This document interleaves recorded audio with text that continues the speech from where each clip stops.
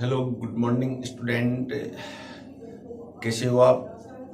Today we will going to discuss about the a very important topic that is called structure of nephron, structure of uriniferous tubules. We were already discussed about the structure of a kidney or anatomy of the kidney. Today we have a very important topic like the histology of the kidney. We will discuss about that topic, that type of topic. What do you mean about the nephron structure or uriniferous structure? What is the part of the uriniferous structure? क्या nephron पूरी kidney के अंदर same प्रकार के होते हैं और different प्रकार के नेफ्रॉन यहाँ पाए जाते हैं? तो we also discuss about the type of the nephron like cortical nephron and juxtaglomerular nephron. How many part of the nephron for the function and for the helpful for the formation of the urine? तो इस सब बातों का बच्चों आज हम यहाँ अध्ययन करेंगे इस टॉपिक के माध्यम से।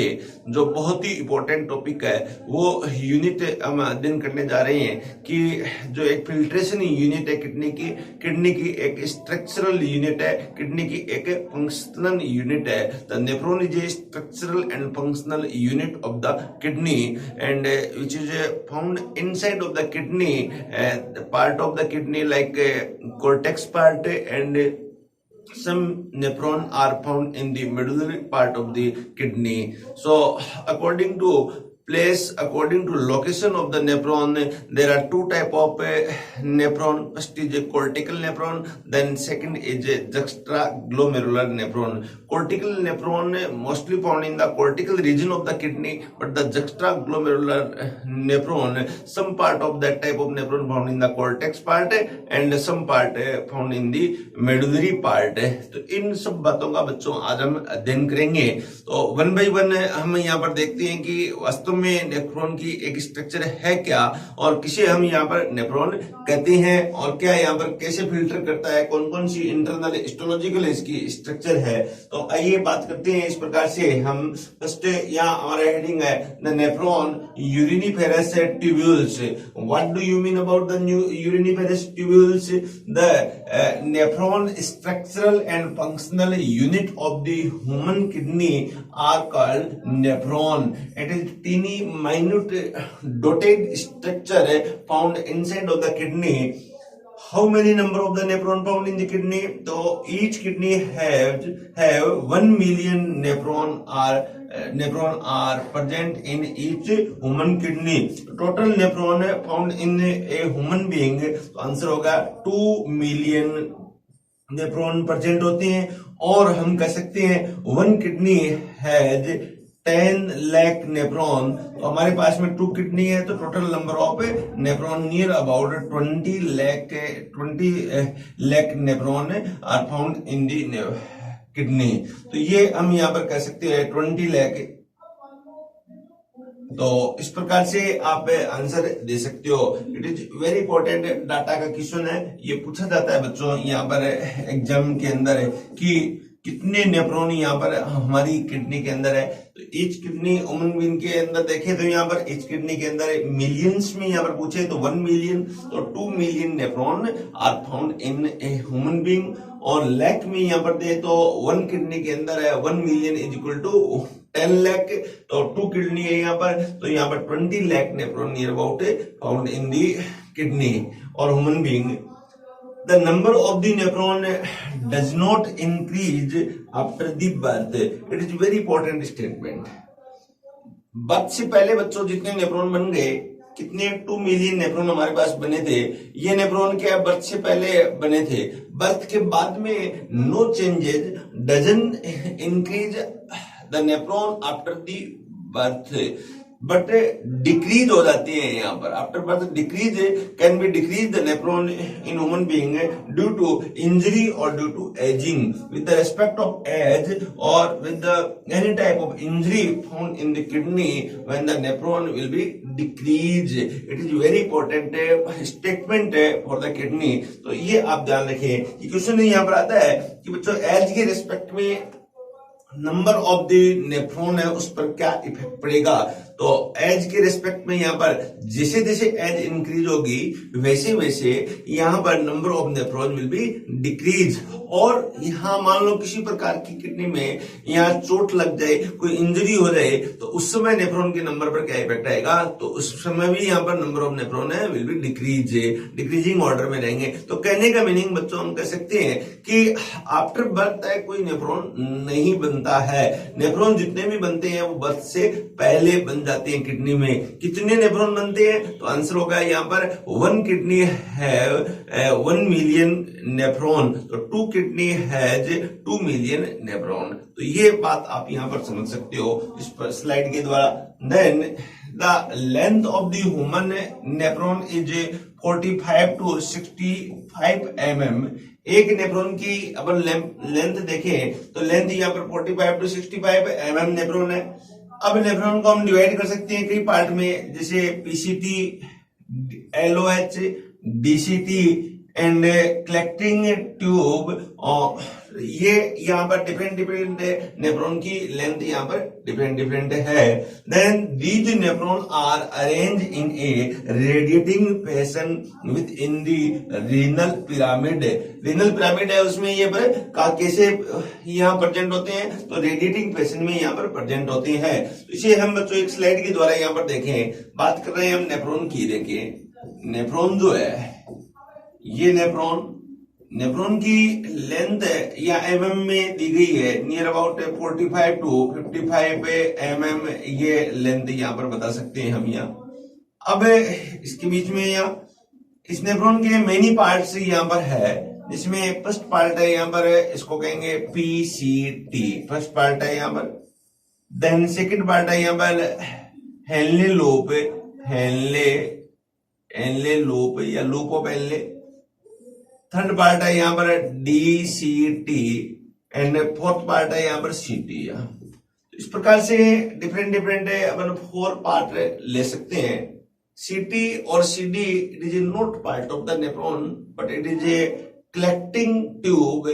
Many nephron are join each other and form a special tube that is called CT। तो ये यहाँ बात हम कह सकते हैं। PCT for proximal convoluted tube, जिसकी लेंथ यहाँ पर कह सकते हैं नियर अबाउट 15 mm यहाँ पर लेंथ है।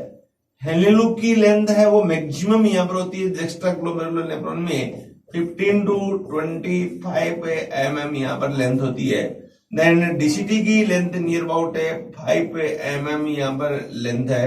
देन सीटी की लेंथ है यहाँ पर 15 mm लेंथ है यहाँ।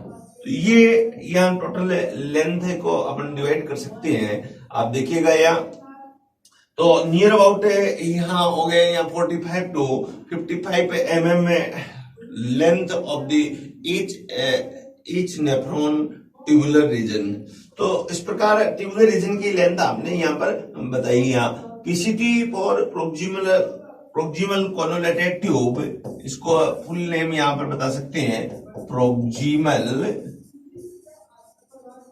Convoluted tube. Henle loop for HL for Henle's loop. Then DCT for distal convoluted tube and CT for collecting tube और कलेक्टिंग डक्ट भी इसे कहते हैं। तो इस प्रकार से यहाँ पर ये फुल फॉर्म भी हम बता सकते हैं। ये क्वेश्चन भी सिंपल तौर पे यहाँ पूछ सकते हैं आपसे। तो यहाँ length of the tubular region of the nephron, ये बात आपके बच्चों यहाँ पर समझ में आई है। देन यहाँ हम कह सकते हैं कि जितने भी नेफ्रॉन है उस किस फॉर्म में, कैसे यहाँ पर किस फैशन में प्रेजेंट होते हैं, तो आप कहोगे यहाँ पर that is radiating fashion found of the presence of the nephron in between the medullary pyramid. यहाँ मेडुलरी पिरामिड में इस प्रकार से रेडिएटिंग फैशन में प्रेजेंट होते हैं। The urine produced by each nephron empties into collecting duct. ध्यान रखें यहाँ ईच नेफ्रॉन अपना अपना यूरिन बनाएगा और कलेक्टिंग डक्ट है वहां पर इसे कलेक्ट किया जाएगा। The collecting duct passes through a papilla into the renal calyces plural calyces, then the renal calyces drain urine into the central cavity of the renal pelvis. तो ये बच्चों यहाँ पर बात समझ में आएगी, यूरिन कहां से कहां जाएगा यूरिन, तो यूरिन एक्चुअल में आपको बताया था यूरिन कहां आएगा, नेफ्रॉन है, नेफ्रॉन का एंड पार्ट ये जो इसका कलेक्ट होता है उसको हम कहेंगे कलेक्टिंग ट्यूब। कलेक्टिंग ट्यूब से आएगा रीनल पेपिला। ध्यान रखिए ये शॉर्ट में आपको ये पाथ ऑफ द यूरिन बता रहा हूं, रीनल पेपिला की बात करें यहाँ पेपिला, और उसके बाद में रीनल पेपिला से ये नेफ्रॉन कहां पर आएगा, तो नेफ्रॉन यूरिन को कहां पर सेंड करेगा, तो पेल्विस रीजन थ्रू कैलिसेज पेल्विस, और पेल्विस से ये चला जाएगा यूरेटर के अंदर, यहाँ पर इनसाइड ऑफ द यूरेटर। तो ये एक यूरिन का पाथ बनता है। तो ये आप यहाँ पर बच्चों यहाँ बहुत समझ गए होंगे कि किस प्रकार से ये यहाँ प्रेजेंट होता है। तो इसके बाद में नेक्स्ट अपन देखें the structure of the nephron. What is the structure, what is the part of the nephron. Nephron also divided into the two parts, first is renal corpuscles and second is renal tubules. Okay, the renal corpuscles also divided into two region, formed by two region, two parts. First is glomerulus. First region is glomerulus. Then second part is Bowman capsule. Bowman capsule. The second part is Bowman capsule. एक चीज और भी होती है बच्चों अपनी body में, बोमेन membrane, और सेकंड एक चीज और होती है बोमेन ग्लैंड। बोमेन ग्लैंड ध्यान रखें, बोमेन ये पहले भी हमने बात की थी। Bowman gland where is found of the Bowman gland, तो इन नेजल चैम्बर। ध्यान रखें नेजल चैम्बर है, वहां पर क्या होती है, बोमेन ग्लैंड होती है। देन एक और क्वेश्चन है बोमेन मेम्ब्रेन। बोमेन मेम्ब्रेन ध्यान रखिएगा ये कहाँ होती है, it is a part of cornea, part of cornea of eye. Eye का जो कॉर्निया है उसके फॉर्मेशन में यहाँ पर हेल्पफुल है एक membrane, that is called Bowman membrane. तो यहाँ पर डिफरेंट है, Bowman membrane, Bowman capsule, Bowman gland.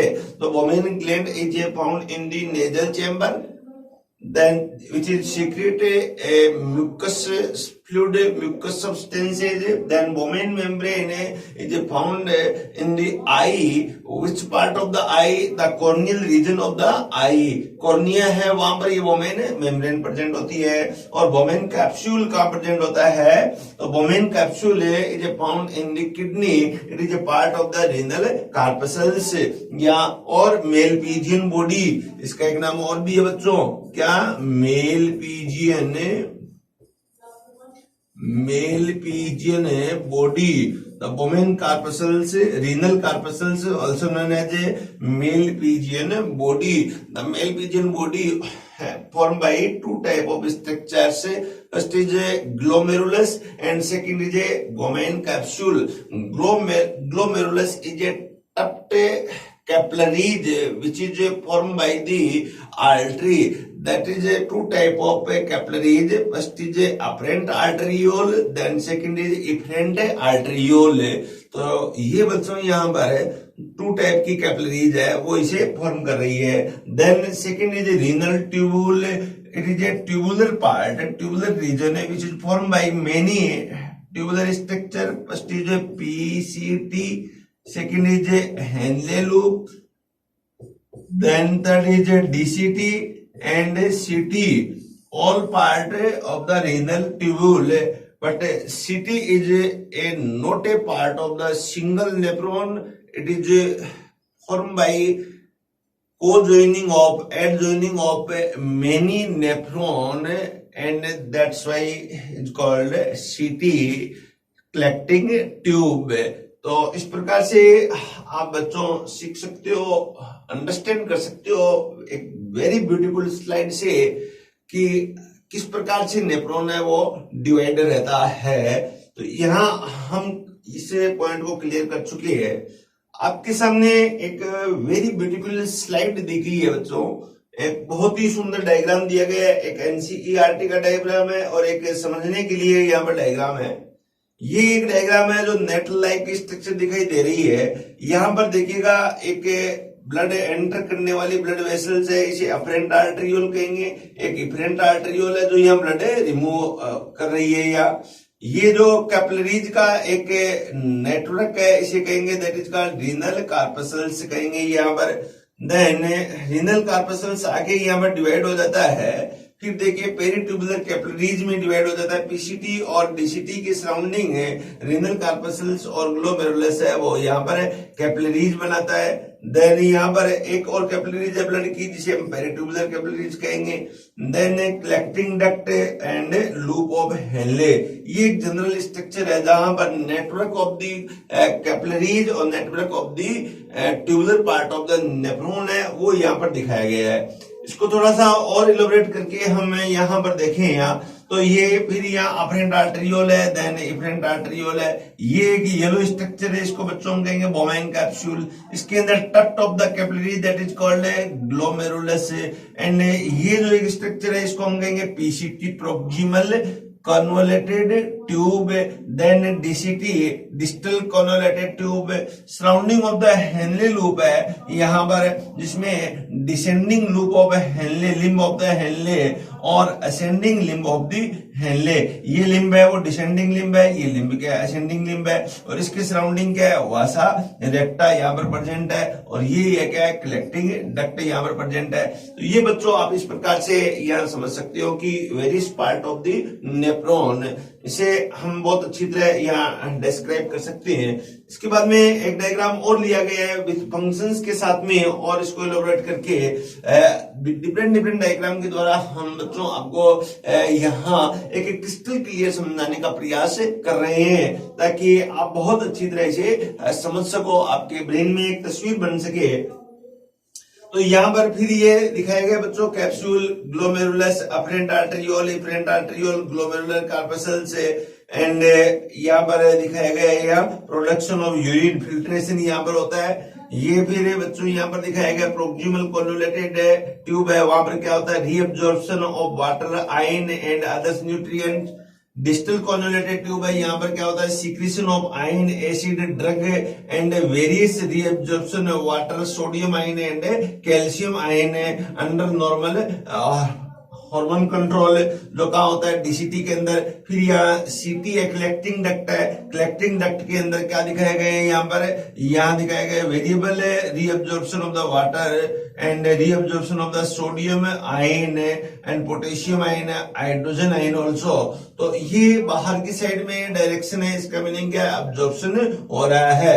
अंदर की साइड में ये डायरेक्शन है, इसका मीनिंग सीक्रेशन हो रहा है। तो ये सब बातें इसके द्वारा हम आगे करेंगे। यहाँ ये हेनले लूप है, एक लॉन्ग स्ट्रक्चर है हेनले लूप की जिसका एक पार्ट है डिसेंडिंग लिम्ब और दूसरा पार्ट है यहाँ पर असेंडिंग लिम्ब है, ये हम यहाँ पर कह सकते हैं। तो I hope you are clear understand, you have a clear crystal clear knowledge about the nephron. तो अब यहाँ आप बहुत अच्छी तरह बच्चों इसे समझ गए होंगे इस डायग्राम के द्वारा। फिर एक एनसीईआरटी का डायग्राम है यहाँ पर, तो ये क्या दिखाया गया बोवेन कैप्सूल, ये डिसेंडिंग लिम्ब, ये यार descending limb of the Henle loop, ये ascending limb of the Henle loop, ऊपर प्रोक्सिमल पीसीटी, ये डीसीटी और ये सीटी।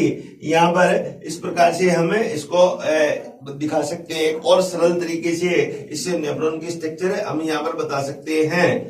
तो अब इस प्रकार से आप यहाँ पर बच्चों समझ गए होंगे। यहाँ अब मैं वापस एक बार इसको एक अपने तरीके से इसको समझाने का प्रयास करूं तो नेफ्रॉन स्ट्रक्चर देखिएगा, नेफ्रॉन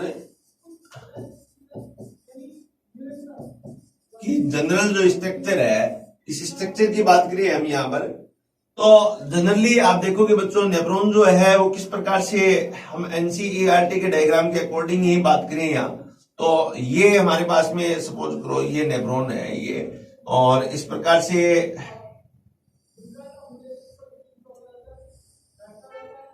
ये आपके पास में एक स्ट्रक्चर बन रही है, और ये स्ट्रक्चर फिर इस प्रकार से यहाँ पर एक कोयलिंग स्ट्रक्चर बना रही है। ये कोयलिंग स्ट्रक्चर ऐसे मूव कर रही है, और मूव करने के बाद में ये स्ट्रक्चर आगे चलेगी, और आगे चल के ये यहाँ पर एक थिन सेगमेंट बनाती है, और ये थिन सेगमेंट चलता है, फिर यहाँ पर एक थिन सेगमेंट बनता है, और ये आपस में जुड़ जाएगी ये थिन सेगमेंट। इस प्रकार से ये थिन सेगमेंट जुड़ जाएगा, और ये थिन सेगमेंट फिर एक थिक सेगमेंट के साथ में यहाँ पर ऐड होती है। तो इस प्रकार से ये एक स्ट्रक्चर यहाँ पर प्रेजेंट होती है। फिर यहाँ पर एक कॉइलिंग स्ट्रक्चर बनाती है ये कॉइलिंग स्ट्रक्चर बनाते हुए फिर इस प्रकार से मूव कर जाती है। तो इस प्रकार से बच्चों हमारे अंदर एक स्ट्रक्चर बनती है। तो इससे हमें इस स्ट्रक्चर से कई प्रकार के क्वेश्चन है वो सोल्व कर पाएंगे। यहाँ देखिएगा कैसे हम यहाँ पर क्वेश्चन को सोल्व कर पाते हैं। तो आप देखिएगा इन क्वेश्चंस को जब हम यहाँ पर सोल्व करते हैं तो ये जो यहाँ क्वेश्चन है कैसे यहाँ पर सोल्व कर पाएंगे। तो इस डायग्राम के द्वारा हम यहाँ पर देखें वापिस कि नेफ्रॉन जो स्ट्रक्चर है, इसको मैं रिपीट कर रहा हूं, नेफ्रॉन जो स्ट्रक्चर है, नेफ्रॉन की स्ट्रक्चर है, इसका हम यहाँ पर डिटेल डायग्राम लें तो डिटेल डायग्राम में बच्चों एनसीईआरटी के हम ये के रूप फॉर्म में ही हम यहाँ डायग्राम लें तो इस प्रकार से ये डायग्राम हम ले सकते हैं। ये डायग्राम इस प्रकार से ले सकते हैं। इस प्रकार से ये कुंडलित एक कॉन्वोल्यूटेड ट्यूब है। ये कॉन्वोल्यूटेड ट्यूब क्या करेगी, इस प्रकार से आगे चलेगी और नीचे की तरफ ये डिसेंट हो जाएगी, और डिसेंट होने के बाद में ये एक थिन ट्यूब बनाती है। क्या बना रही है, एक थिन ट्यूब बना रही है। ये थिन ट्यूब इस प्रकार से हम बना सकते हैं, और ये थिन ट्यूब इस प्रकार से हम बना सकते हैं।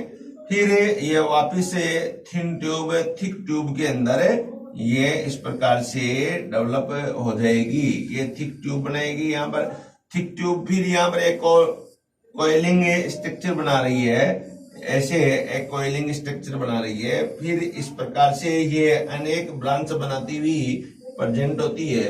बच्चों मैनी ब्रांचेज यहाँ पर आके मैनी डिफरेंट नेफ्रॉन्स है वो आके यहाँ पर बाइंड होते हैं, कनेक्ट होते हैं। तो एक जनरल हम नेफ्रॉन की स्ट्रक्चर देखें तो इस प्रकार की यहाँ पर एक स्ट्रक्चर है। ये एक यहाँ पर कप शेप्ड स्ट्रक्चर बन रही है यहाँ पर। अब देखें इस कप के अंदर क्या होता है। ये जो कप है इस कप के अंदर है इस प्रकार से एक ब्लड वेसल्स आती है, इधर से भी एक ब्लड वेसल्स ऐसे निकलती है, और इस ब्लड वेसल्स के बीच में आप देखोगे इस प्रकार से ये जो ब्लड वेसल्स है, इस ब्लड वेसल्स में आप यहाँ पर देखोगे कि इस प्रकार से एक यहाँ कोयलिंग स्ट्रक्चर बन रही है। तो ये कोयलिंग स्ट्रक्चर है, इस प्रकार से कोयलिंग स्ट्रक्चर बनाते हुए ये प्रेजेंट होती है। देन ये जो कोयलिंग स्ट्रक्चर है वो इस प्रकार से यहाँ पर बनाते हुए फिर इस प्रकार से बाहर निकल जाती है। तो ये एक general complete structure of the nephron. आपके सामने एक बहुत ही सुंदर डायग्राम बनने जा रहा है जो नेफ्रॉन की स्ट्रक्चर को यहाँ पर पूरा समझाने का प्रयास किया जा रहा है। अब देखिए ये नेफ्रॉन का ये जो पार्ट है बच्चों, इस पार्ट को हम कहते हैं बोमेन्स कैप्सूल। ये एक बोमेन कप भी कह सकते हैं और कैप्सूल भी कह सकते हैं। तो इस प्रकार से you can said the a cup like structure that is called Bowman capsule. तो आप देखिए you can see about that this type of structure that is a cup like structure that is called Bowman capsule. Inside of the Bowman capsule a special broad blood vessels enter into the Bowman capsule that is called afferent arteriole. Afferent arteriole, okay, afferent arteriole. The afferent arteriole come into the concavity of the Bowman capsule and form a trapped capillaries, a coiling capillaries, that is called glomerulus. Glomerulus, okay. The glomerulus form a thin capillaries, thin arteriole, that is called efferent arteriole. efferent arteriole. तो यहां पर बच्चों आप देखिएगा कि बोमेन जो capsule है उसमें एंटर करने वाली जो ब्लड वेसल्स है उसको आप कहोगे एफरेंट आर्टरियोल, और इससे एग्जिट होने वाली जो ब्लड वेसल्स है that is called efferent arteriole. अब दोनों में यहां पर डिफरेंसेस है। Efferent arteriole diameter is higher than the efferent आर्टरियोल।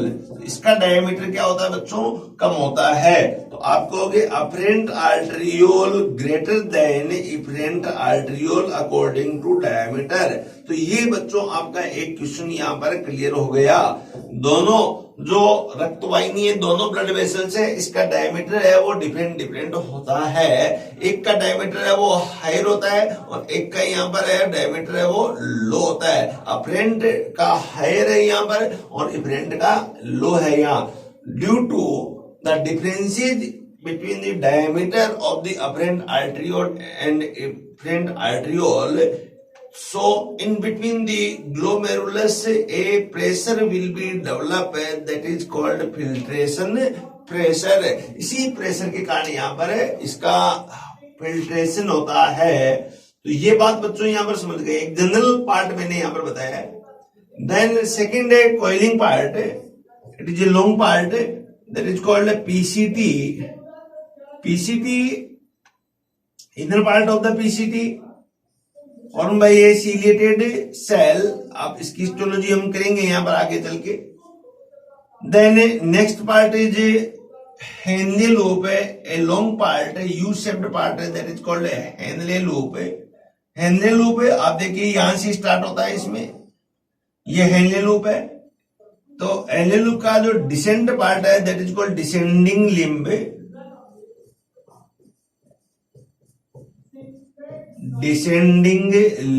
Descend part of the Henle loop that is called descending limb, and the second limb of the Henle loop it is ascend, that is called ascending limb।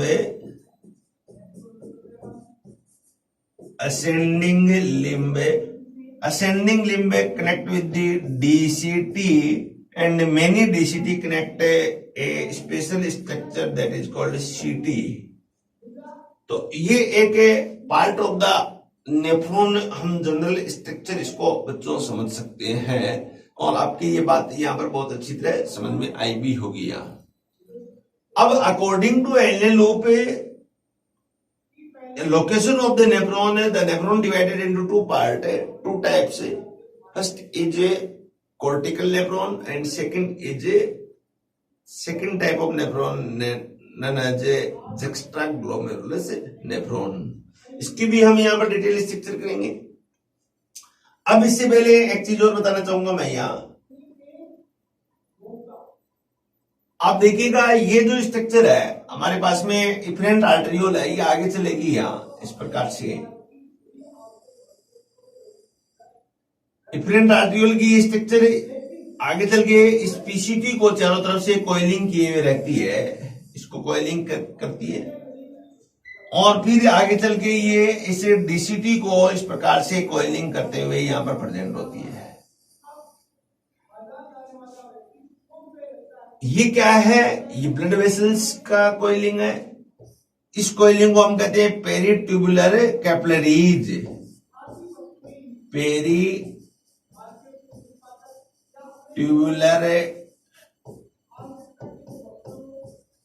Capillaries, PTC short में क्या कहेंगे? PTC कहेंगे। Peritubular capillaries बच्चों किसके चारों तरफ यहां पर सराउंडेड है? Around the PCT, around the DCT found some a coiling structure that is called peritubular capillaries। From the DCT, the peritubular capillaries from the DCT, the peritubular capillage form a U-shaped structure. Form a U-shaped structure that is called vasa recta. इस structure को हम क्या कहेंगे बच्चों? Vasa recta. It is a part of the blood vessels. Vasa recta कहां present होता है? तो vasa recta around the Henle loop, complete जो हेनले लूप है उसके अराउंड में यहां पर वासा रेक्टा प्रेजेंट है. अब यहां से वासा रेक्टा का ये पार्ट है जो डिसेंड हो रहा है, तो इसको हम कहेंगे डिसेंडिंग लिम्ब.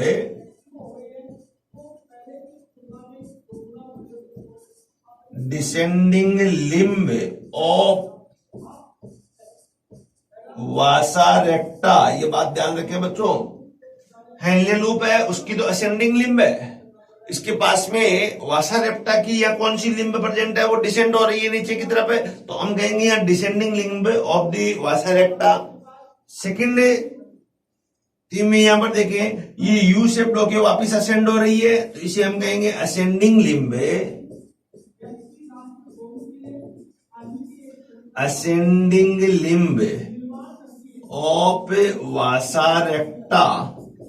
इस लिम्ब को हम कहेंगे असेंडिंग लिम्ब ऑफ वासा रेक्टा. तो इस चीज को भी बच्चों आप बहुत अच्छी तरह यहां पर समझ गए होंगे कि ये क्या है, एक असेंडिंग लिम्ब है, वो क्या है, एक डिसेंडिंग लिम्ब है. इधर ascending limb of the vasa recta और descending limb of the Henle loop दोनों एक दूसरे के पास में नियर बाई स्थित है. बट इसकी ascending limb of Henle loop but descending limb of वासा रेक्टा दोनों एक दूसरे के पास में नियर बाई प्रेजेंट है यहाँ. अब ये लिम्ब जो ascending limb of the vasa रेक्टा है, ये आगे चल के क्या बनाएगी? वेन्यूल बनाएगी. वेन्यूल बनाएगी और वेन्यूल फिर क्या है, बाहर निकल जाएगी. इसको हम कहेंगे रीनल वेन. Renal vein. तो इस प्रकार से ये जो ब्लड वेसल्स है ये क्या कर रही है? ब्लड का फ्लो करवाने में हेल्पफुल है. तो अब यहां पर हम देख सकते हैं कि ब्लड का फ्लो कैसे होता है. फ्लो की बात करें केवल, blood flow in the nephron, surrounding the nephron in the kidney. The blood is enter from the afferent arteriole in the nephron, in the glomerulus, in the Bowman capsule. The blood come into the afferent arteriole, then glomerulus, then efferent arteriole, and then PTC, peritubular capillaries. From the peritubular capillaries, blood come into the vasa recta of the capillaries. From the vasa recta, the blood come into the venule, and from the venule, blood exit from the kidney through the renal vein. The renal vein, the blood drain into the posterior vena cava. तो इस प्रकार से एक blood की structure, हम blood circulation की structure इसके द्वारा हम देख सकते हैं. तो ये एक डिटेल स्ट्रक्चर यहाँ पर नेफ्रॉन की बताई गई है. तो इसे हम बच्चों बहुत अच्छी तरह समझ गए होंगे कि किस प्रकार से एक डिटेल स्ट्रक्चर है ये. अब आगे हम चले.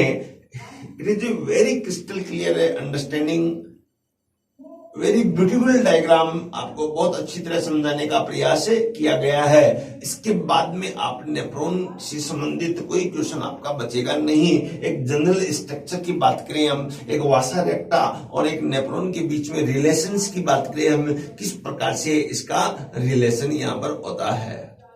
अब देखो यहां बच्चों, ये जो बोवेन कैप्सूल है, इसको बोवेन कैप्सूल में यहां दो एरिया है, एक एरिया ये और एक एरिया ये आउटर एरिया है. इसका आउटर एरिया यहां फॉर्म रहता है एक special type of layer, special type of cell, that is called parietal cell. Parietal cell और पेराइटल लेयर है ये. इस लेयर को हम कहेंगे पेराइटल लेयर. और इनर जो लेयर है इसको हम कहेंगे विसरल लेयर. इस लेयर को हम कहेंगे visceral layer. That is very important layer. The parietal layer is formed by the simple squamous squamous epithelial tissue, simple squamous epithelial tissue. इससे यहाँ पर कौन फॉर्म है, यहाँ पर पेराइटल लेयर फॉर्म है, यहाँ outer layer of the Bowman capsule form by, question पूछा जाता है तो आपका आंसर होगा सिंपल स्क्वेमस एपिथेलियल टिश्यू से यहाँ पर फॉर्म रहती है। The inner layer of the Bowman capsule form by the visceral layer form by special type of cell. यहाँ पर बच्चों कुछ स्पेशल है सेल्स यहाँ पर प्रेजेंट होती है, आप ध्यान रखें, स्पेशल इरेगुलर टाइप की यहाँ पर सेल प्रेजेंट होती है, दैट इज कॉल्ड पोडोसाइट्स। ऐसी सेल को हम क्या कहेंगे, पोडोसाइट्स कहेंगे। Podocyte is a specialised cell of the Bowman capsule, Bowman cup. In between the podocyte some found special slit pores and ultra pore. ऐसे pore को हम बच्चों क्या कहेंगे, स्लिट पोर और ultra pore. The ultra pore are pores are found in between the podocyte, ध्यान रखिए। But upper side of the podocyte cells found a tuft of the capillaries. The wall of the tuft of the capillaries have some special type of pore that is called fenestrae. The presence and absence of the fenestrae in our body, that is a three type of capillaries are found in the bodies. First is fenestrae capillaries, second is continuous capillaries, third is sinusoid capillaries. different part में हमने पहले भी बताया था बच्चों। The fenestrae capillaries, it is an example of the fenestrae capillaries is a glomerulus. fenestrae का meaning यहाँ fenestrae pore present होते हैं। Sinusoid capillaries found in the liver हम देख सकते हैं। बाकी जितनी कैपिलरीज है वो कंटिन्यूअस कैपिलरीज है जहां पर पोर लाइक स्ट्रक्चर नहीं होती है। अब यहाँ पर फेनेस्ट्रे जो ये कैपिलरीज है, यहाँ पर कुछ पोर होते हैं, इन पोर को यहाँ ऐसे पोर पाए जाते हैं। इन पोर को हम क्या कहेंगे, फेनेस्ट्रे पोर। इस पोर को फेनेस्ट्रे पोर के नाम से जानते हैं, जो helpful in the filtration of the substances. अब आप देखिएगा यहां से ब्लड इसके अंदर एंटर करेगा, ये ब्लड इसके अंदर एंटर करेगा। जैसे ही इसके अंदर ब्लड एंटर करेगा तो कंटिन्यू यहाँ पर एक सब्सटेंसेज है वो फिल्टर हो रहा है। ये सब्सटेंसेज यहाँ पर फिल्टर हो जाता है और large size of molecule of the blood ये आगे चले जाते हैं यहाँ। But small size of the molecule which is found in the blood that is filtered in the glomerulus with by the fenestrae pore or ultra pore, and that type of filtration collect in the lumen of the Bowman capsule, that is called glomerular filtration. Glomerular filtration. What type of substances are does not filtrate? So we can say that the large size of substances are does not filtrate in the glomerulus. What is the name of that type of substances? तो हम answer कहेंगे that is RBC, WBC, platelet, that is called blood content, and large size of the plasma protein are does not filtrate in the glomerulus. तो ये सब बातें हम बच्चों आगे और डिटेल में पढ़ेंगे यहाँ पर। तो ये एक जनरल स्ट्रक्चर मैंने बताने का प्रयास किया। अब यहाँ एक क्वेश्चन और बनता है, ये जो पार्ट में बना रहा हूं ये एक जक्स्ट्रा ग्लोमेरुलर नेफ्रॉन का पार्ट है। यहाँ इस जक्स्ट्रा ग्लोमेरुलर नेफ्रॉन है, इसमें which part of the nephron found in the cortex of the kidney and which part of the nephron found in the medulla of the kidney. ध्यान रखें, ये मैंने एक बाउंड्री बनाई है, इस बाउंड्री के नीचे की तरफ तो यहाँ पर that is found in the medulla reason, and इस बाउंड्री के ऊपर जो पार्ट पाया जाता है ये क्या है, यहाँ पर कॉर्टेक्स का है, और ये क्या है, यहाँ पर मेडुला का है। तो ये एक बहुत ही बढ़िया अच्छा क्वेश्चन बनता है। तो अब यहां से हम निकाल सकते हैं कि कॉर्टेक्स में कौन कौन से रीजन यहाँ पर प्रेजेंट होते हैं इन द किडनी। तो कॉर्टेक्स रीजन में आप देखिएगा, फर्स्ट है ये यहाँ Bowman capsule and glomerulus, collectively known as male pigeon body, male pigeon male pigeon body is found in the cortex region of the kidney. ये बहुत ही इंपॉर्टेंट क्वेश्चन है कि कॉर्टेक्स में कौन कौन से नेफ्रॉन के हिस्से, कौन कौन से नेफ्रॉन का पार्ट प्रेजेंट होता है, तो आप आंसर क्या दोगे? First part of the nephron Malpighian body is found in the cortex region, cortical region of the kidney. Then second is DCT also found in the cortical region and PCT also found in the cortical region. PCT and DCT आप देखिएगा, ये जो area है इससे upper area है, ये इससे lower area है. तो अपर एरिया कहां प्रेजेंट है? डीसीटी है और पीसीटी है. तो PCT and DCT both are found in the cortical nephron, both are found in the cortical region of the kidney.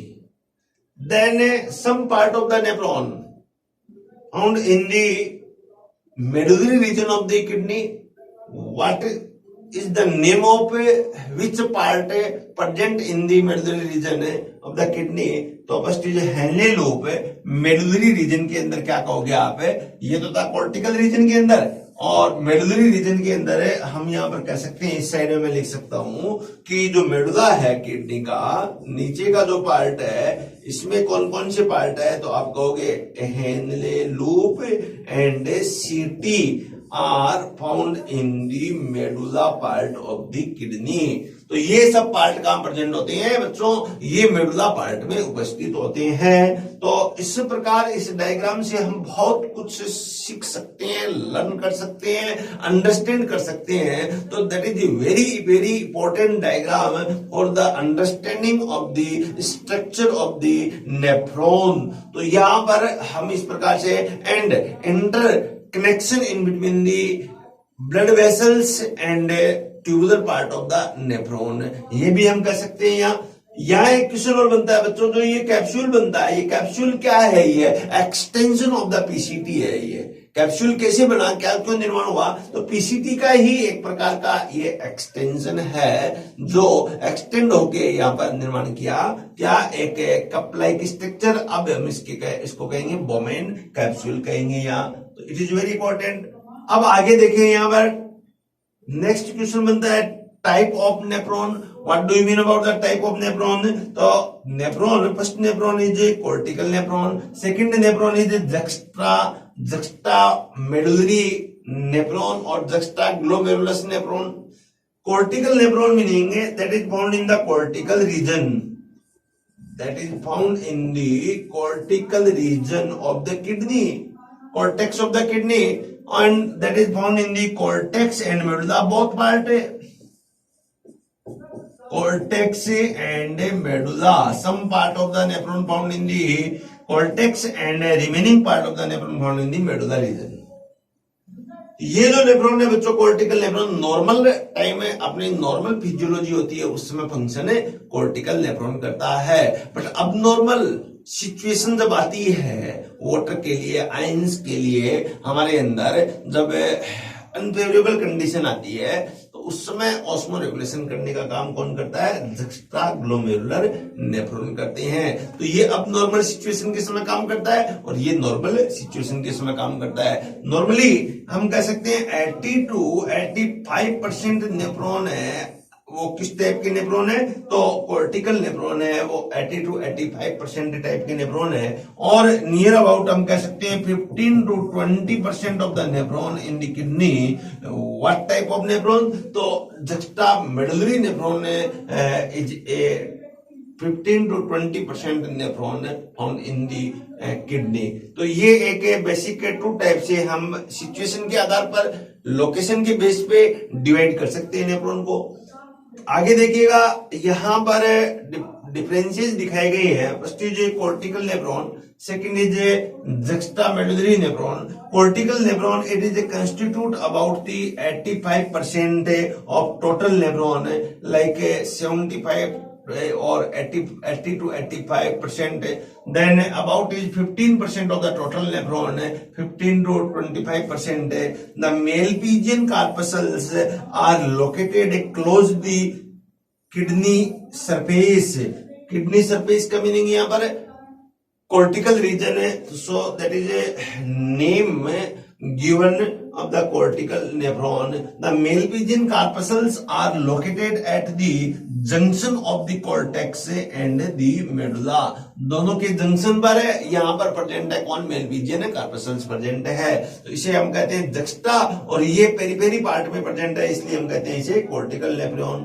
Then their loop of Henle are mostly confined to the cortex and a very small part of it run into the medulla. Then the loop of Henle, these nephrons are long, dipping deep down into the medulla. बहुत ही important question यहाँ पर बनता है बच्चों. जो loop of Henley है, इसका मान लो ये किडनी का एक पार्ट है, ये एक बाउंड्री है किडनी की, तो यहां से लूप ऑफ हेनले यहाँ स्टार्ट होता है और एक बहुत छोटा सा पार्ट यहाँ पर बनता है, तो एक स्मॉल पार्ट यहाँ पर बन रहा है लूप ऑफ हेनले का, तो इसे हम कहेंगे कॉर्टिकल नेफ्रॉन. लेकिन उसके अंदर बच्चों ये मान लो किडनी है, तो इसका लूप ऑफ हेनले इस प्रकार से बन रहा है, एक लॉन्ग पार्ट बन रहा है, तो इसे हम कहेंगे क्या? यहाँ लॉन्ग लूप है, और डेप्थ में यहाँ पर किसके? मेडुला के डेप्थ में प्रेजेंट होता है. तो इस प्रकार से लूप ऑफ हेनले इसका लॉन्ग है, इसका लूप ऑफ हेनले शॉर्ट होता है. और देखिएगा डेजर्ट जो एनिमल्स होते हैं उसका loop of Henley longer than other animals. जितने भी डेजर्ट एनिमल है वहां वाटर को रीअब्जॉर्प्शन करने के लिए वाटर एक अडेप्टेशन है, जैसे कैमल के अंदर, और यहाँ डेजर्ट रैट है उसके अंदर लॉन्गेस्ट हेनले लूप प्रेजेंट होता है. कैमल के अंदर सबसे longest most longest Henle loop है कैमल के अंदर है, उसके बाद में second longest Henle loop found in the desert rat है, जो पानी को वाटर को कंजर्व करने की क्षमता कैपेसिटी अधिक होती है. तो ये एक बेसिक यहाँ पर डिफरेंस हुआ. देन कॉर्टिकल नेफ्रॉन के अंदर वासा रेक्टा इज एब्सेंट और वेस्टिजियल रिड्यूस्ड टाइप का, द वासा रेक्टा इज प्रेजेंट और वेल डेवलप है. मीनिंग अब देखिएगा हमने यहाँ पर हेनले लूप बनाया था, ये हेनले लूप है, तो हेनले लूप है, ये हेनले लूप है, छोटा हेनले लूप है, तो छोटा हेनले लूप का इसके चारों तरफ क्या होगा? वासा रेक्टा है यहाँ. अब ये वासा रेक्टा है, अब मान लो यहाँ इसका हेनले लूप बनाया तो बहुत लॉन्ग यहाँ पर हेनले लूप है, इसका ये हेनले लूप लॉन्ग है, इसके चारों तरफ यहाँ पर वासा रेक्टा बनाएंगे तो ये वासा रेक्टा भी यहाँ पर उतना ही लंबा होगा, तो इसे हम कहेंगे वासा रेक्टा, और ये पार्ट किसका? हेनले लूप का पार्ट है. तो इसका वासा रेक्टा और हेनले लूप क्या शॉर्ट होता है, और इसका वासा रेक्टा और हेनले लूप है वो लॉन्गर होता है यहाँ. तो ये भी हम एक इंपॉर्टेंट डिफरेंसेस देख सकते हैं.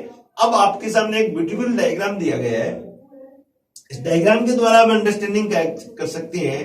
ये बच्चों देखिएगा एक नेफ्रॉन है, इसे हम कहेंगे कॉर्टिकल नेफ्रॉन. ये नेफ्रॉन है, इसे हम कहेंगे जक्स्टाग्लोमेरुलर नेफ्रॉन. किडनी का एक हिस्सा है, ये किडनी का मेडुला रीजन है, ये किडनी का कॉर्टेक्स रीजन है. आप देखिएगा तो यहां पर कॉर्टिकल नेफ्रॉन का जो ग्लोमेरुलस है और मेलपिजियन कार्पसल्स है, ये कहां प्रेजेंट होता है? कॉर्टेक्स का पेरीफेरी पार्ट है वहां पर प्रेजेंट है. द ग्लोमेरुलस और मेलपिजियन बॉडी, मेलपिजियन कार्पसल्स और Bowman capsule is found near the periphery region of the cortex, that is called cortical nephron.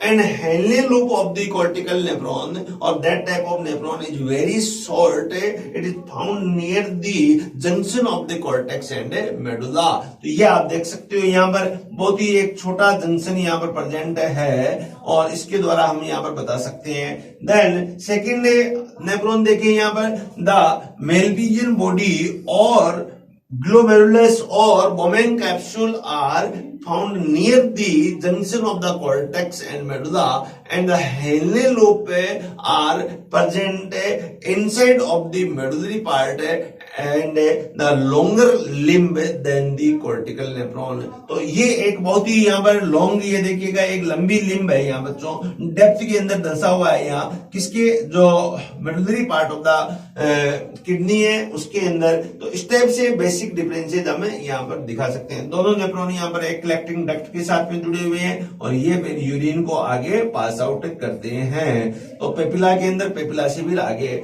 Pelvis में, ये पेल्विस रीजन दिखाया गया है, फिर आगे ये यूरेटर के अंदर ओपन हो रही है.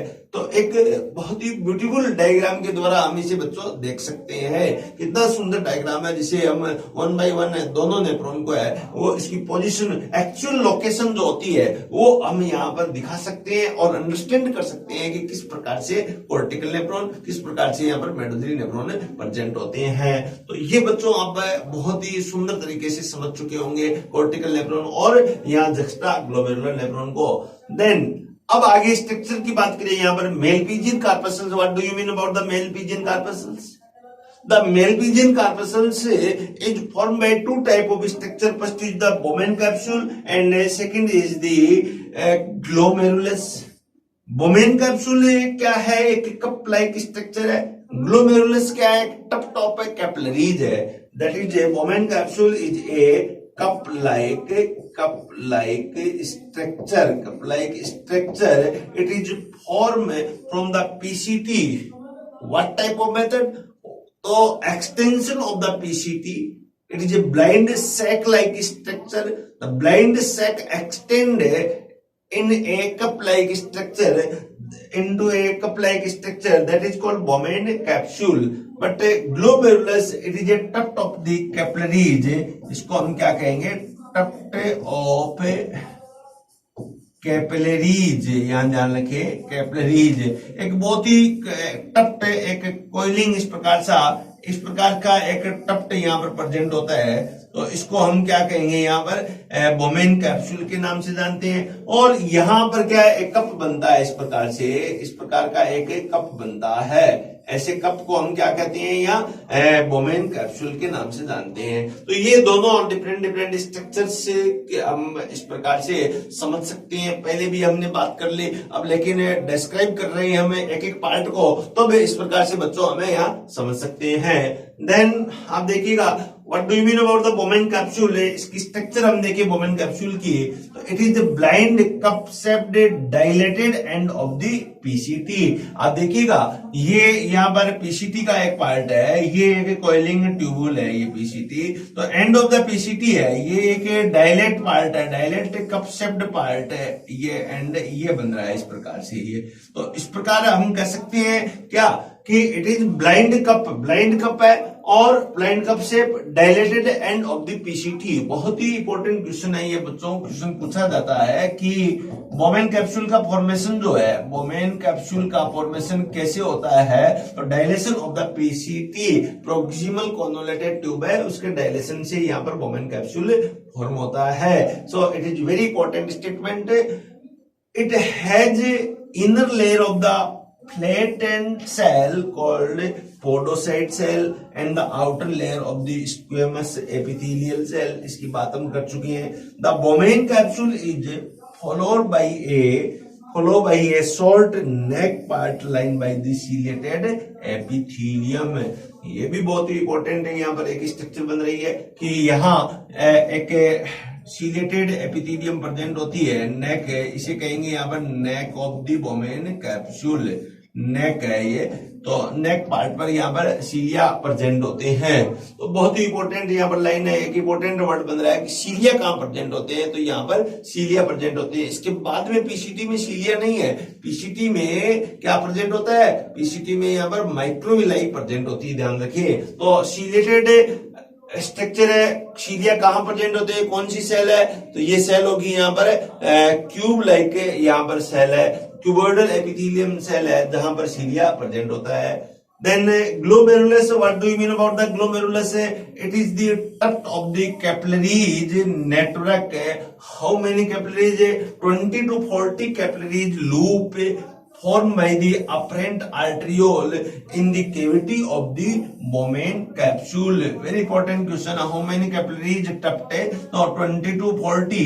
तो इस प्रकार से ये टफ्ट है वो बनते हैं, ऐसे टफ्ट बनते हैं बच्चों। ये कितने बनते हैं? 20 to 40 टफ्ट बनते हैं। और इसके अंदर इस प्रकार से क्या पड़ा रहता है? ये यहाँ पर है बोमेन कैप्सूल है, ये इस प्रकार से रहता है, ये इसके अंदर ऐसे टफ्ट प्रेजेंट होते हैं। ये तो बनते किससे हैं? तो ये यहाँ से एक ब्लड वेसल्स आती है, उसको हम कहते हैं अफरेंट आर्टरियोल। इसके द्वारा ये ट्रप्ट का फॉर्मेशन होता है। और जहां से ये ट्रप्ट फिनिश होती है वहां पर एक आर्टरियोल निकलती है, इसको हम कहेंगे इफरेंट आर्टरियोल। तो इस प्रकार से आप इस ट्रप्ट को समझ सकते हैं, that is called glomerulus tuft. Then next एक बहुत ही ब्यूटीफुल डायग्राम आपके लिए लिया है। इस डायग्राम के द्वारा हम कंप्लीट मेल पिजियन बॉडी की स्ट्रक्चर यहाँ पर समझ सकते हैं। स्ट्रक्चर क्या कह रहा है कि किसका सेक्शनाइज लिया है, यहाँ ट्रांसफर सेक्शन हमने लिया, बोमेन कैप्सूल लिया और उसको इस प्रकार से कट कर लिया। तो आप देखिएगा जैसे ही इसका कट करते हैं तो ये एक स्ट्रक्चर बनती है, इस स्ट्रक्चर को ये एक स्ट्रक्चर बनती है, ऊपर से यहाँ पर दिखाई गई है ये अफरेंट आर्टरियोल है, इसके द्वारा यहाँ पर ब्लड एंटर करता है। बिल्कुल इस प्रकार से आप देखिएगा एक कैविटी दिखाई दे रही है, इस कैविटी में से यहाँ पर ब्लड एंटर कर रहा है। ये ब्लड जैसे ही एंटर कर रहा है तो यहाँ बीच बीच में आप देखिएगा इस ट्रप्ट में यहाँ फेनेस्ट्रेपोर आपको दिखाई दे रहा है, ये फेनेस्ट्रेपोर आपको दिखाई दे रहा है। इसके बीच में यहाँ पर और देखिएगा ये सेल है, इसको कहते हैं मेसेंजियल सेल, मेसेंजियम इंटरग्लोमेरुलर सेल है, जो आगे चल के हम देखेंगे कि एक जक्स्ट्रा ग्लोमेरुलर अपरेटस बनाती है ये सेल है। ये एक डीसीटी का पार्ट है, ये यहाँ पर कह सकते हैं मेकुला डेंसा है, ग्रीन कलर में दिखाया गया है। उसके बाद में हमें ये कुछ ग्रेनुलर सेल्स है, ये सब मिलके ग्लोमेरुलर अपरेटस बनाती है। यहाँ पर कुछ ये मायोसाइट सेल है, ग्लोमेरुलर अपरेटस बनाती है। अभी हम इसकी बात बाद में करेंगे। अभी हम क्या कर रहे हैं, यहाँ इस प्रकार से एक ट्रप्ट है जिसमें ग्लोमेरुलर कैपिलरीज, ये कैपिलरीज ये किसमें धंसी हुई है, यहाँ पर ये कैप्सूल के अंदर यहाँ पर एम्बेडेड है। इसके नीचे यहाँ पर विसरल जो पार्ट है, इसमें सेल्स आपको ये पैराइटल लेयर है, ये इसका विसरल लेयर है, जहां पर स्पेशल टाइप ऑफ सेल है पोडोसाइट सेल आपको दिखाई गई है, ये इस टाइप से पोडोसाइट सेल है। फिर प्रोक्सिमल पार्ट है, प्रोक्सिमल पार्ट में यहाँ क्यूबोइडल सेल है, क्यूबोइडल सेल के ऊपर यहाँ पर माइक्रोविलाई आपके सामने यहाँ पर दिखाई गई है। तो इस टाइप से बच्चों वेरी वेरी इंपॉर्टेंट है, यहाँ एक स्ट्रक्चर बन रही है जो आगे चल के यहाँ पर फिल्ट्रेशन मेम्ब्रेन बनाएगी, हम यहाँ पर देखेंगे। तो I hope you are clear understand about the Bowman capsule and the glomerulus. तो ऐसे जैसे ये इसके अंदर से ब्लड यहाँ पर आता है तो ये ब्लड इस प्रकार से यहाँ पर इसमें फिल्टर होता है और फिल्टर होके यहाँ पर यहाँ आ जाएगा। तो लार्ज मॉलिक्यूल तो बच्चों यहाँ पर फिल्टर होंगे नहीं, वो आगे मूवमेंट कर जाएंगे, यहाँ से बाहर निकल जाएंगे। और small molecule according to size of pore, जो भी ब्लड के अंदर मॉलिक्यूल्स है उसका यहाँ पर फिल्ट्रेशन हो जाता है। तो ये एक ब्यूटीफुल स्लाइड के द्वारा हम यहाँ पर रीनल कैप्सूल को समझा सकते हैं, एक बोमेन कैप्सूल को यहाँ पर समझा सकते हैं, हम समझ सकते हैं। और हम ही नहीं, हम इतना समझ सकते हैं कि हम किसी दूसरे बच्चे को भी बहुत आसानी से इसे समझा सकते हैं कि किस प्रकार से एक रीनल कैप्सूल की, एक ग्लोमेरुलस की एक स्ट्रक्चर होती है। तो बच्चों आप बहुत अच्छी तरह से समझ चुके होंगे ये। तो इस प्रकार से ये एक स्ट्रक्चर बनती है। अब यहाँ पर एक स्ट्रक्चर है, स्पेशल सेल की बात की थी, इसे हम कहते हैं podocyte cell. What do you mean about the podocyte cell? These are also called the foot cell, are specialized cell which line a concavity of the Bowman capsule. These have protoplasmic extension which bear pedicel or end feet. The gap between the pedicel of the adjacent podocytes from slit pore through which filtration occur. बहुत ही important है, एक question बनता है बच्चों। यहाँ पर हमने Bowman capsule की बात की थी, ये बोमेन कैप्सूल है, यहाँ इसके दो लेयर है, ये आउटर लेयर है और ये इनर लेयर है। यहाँ पर ये सेल होती है पोडोसाइट सेल, कहां पर होती है? इस पोडोसाइट सेल की स्ट्रक्चर देखें तो इस प्रकार से बच्चों, इस प्रकार से कुछ उभार लिए हुए, इस प्रकार से ये पोडोसाइट सेल होती है, ये पोडोसाइट सेल है, इस प्रकार उभार लिए हुए प्रेजेंट होती है। बीच में यहाँ पर न्यूक्लियस पाया जाता है ये। अब जो ऐसे यहाँ रिजेज है इन्हें हम क्या कहेंगे? पेडिसील के नाम से। ऐसे रिजेज को हम कहते हैं pedicels. Pedicels also known as end feet, that is called end feet. Other name of the pedicel that is called end feet. तो ये यहाँ इस प्रकार की एक इररेगुलर शेप में जो सेल है, ये सेल यहाँ प्रेजेंट होती है, visceral layer of the Bowman capsule में यहाँ प्रेजेंट होती है। ऐसे एक्सटेंशन को, ऐसी सेल्स को हम क्या कहेंगे? ऐसे extension of the cell known as the pedicel, और other name of the pedicel that is called end it is very important cell. In between the pedicels, in between the two cells, found some special type of pore that is called अल्ट्रापोर. तो अल्ट्रापोर बच्चों यहाँ पर present होता है. तो ये किसमें helpful है? अल्ट्रापोर हेल्पफुल है, फिल्ट्रेशन है यहाँ से अकर होगा. तो जो भी सब्सटेंसेस होते हैं उनको यहाँ फिल्टर करने में यहाँ हेल्पफुल है. देन ये एक और ब्यूटीफुल डायग्राम दिखाया गया है जिसके अंदर बच्चों ये दिखाया गया है ये इस प्रकार से एक इरेगुलर जो सेल दिखाई गई है, ये सेल है, इसे हम पोडोसाइट सेल के प्रोसेस कहेंगे, cytoplasmic extension of the podocytes कहेंगे. और इन बिटवीन द पोडोसाइट है, ये इस प्रकार से यहाँ पर स्लिट दिखाए गए हैं, इसको आप कहते हैं फिल्ट्रेशन स्लिट है. और ये जो कंप्लीट एक बॉडी, ये जो सेल दिखाई गई है इस प्रकार से, ये जो ऐसे एम्बेडेड है यहाँ पर, इसको हम कहेंगे क्या? पोडोसाइट सेल है. मेन जो पोडोसाइट सेल कहेंगे. या इसी प्रकार दूसरी जो सेल है इस प्रकार इसको यहाँ कवर किए हुए है, ये न्यूक्लियस इसका दिखाया गया है, तो that is called podocyte cell. तो foot process of the podocyte cell ये दिखाए गए हैं. तो इट इज वेरी इंपॉर्टेंट. अलग अलग तरीके से हम इस सेल को समझ सकते हैं कि कैसे एक ब्लड वेसल्स है और इसको चारों तरफ से इस प्रकार से कवर किए हुए पोडोसाइट सेल, और जिससे अंगुली फिंगर लाइक प्रोजेक्शंस जो निकले हुए इसे हम पेडिसिल्स कहते हैं, जो या फिल्ट्रेशन मेम्ब्रेन को बिल्कुल कैप्चर किए हुए रखते हैं. और उनके बीच में जो पोर पाए जाते हैं, इन पोर को स्लिट पोर के नाम से जानते हैं. तो ये बात भी हम इस पोडोसाइट को डिस्क्राइब यहाँ कर सकते हैं. और तो इस बात को भी आप बच्चों बहुत अच्छी तरह समझ गए होंगे यहाँ कि what do you mean about the podocyte cell. एक बहुत ही क्लियर अंडरस्टैंडिंग के साथ में हमने ये टॉपिक सीखा, पढ़ा कि एक हेल्दी लोब की स्ट्रक्चर क्या है, और जिसमें एम्फेसिस किया, डिटेल एम्फेसिस किया हमने ग्लोमेरुलस और या बोमेन कैप्सूल के ऊपर, जिसके डिफरेंट पार्ट, डिफरेंट स्ट्रक्चर है, जिसमें afferent आर्टरियोल, efferent आर्टरियोल, glomerulus and visceral layer और पैराइटल लेयर किससे बनी होती है, विसरल लेयर. इन सब बातों का हमने आज यहाँ पर जिक्र किया और हमने इसको बहुत अच्छी तरह समझ लिया. अब आने वाले लेक्चर में बच्चों हम करेंगे कि यहाँ पर जो मेम्ब्रेन बनती है, एक जिसे हम कहते हैं फिल्ट्रेशन मेम्ब्रेन कहते हैं, जिसकी परमेबिलिटी बहुत ज्यादा होती है, और उस परमेबिलिटी के कारण यहाँ पर फिल्ट्रेशन रेट है वो यहाँ मैक्सिमम होती है. तो कैसे होती है, क्या मेम्ब्रेन है, ये हम यहाँ नेक्स्ट लेक्चर के अंदर स्टडी करेंगे. तो तब तक थैंक यू सो मच.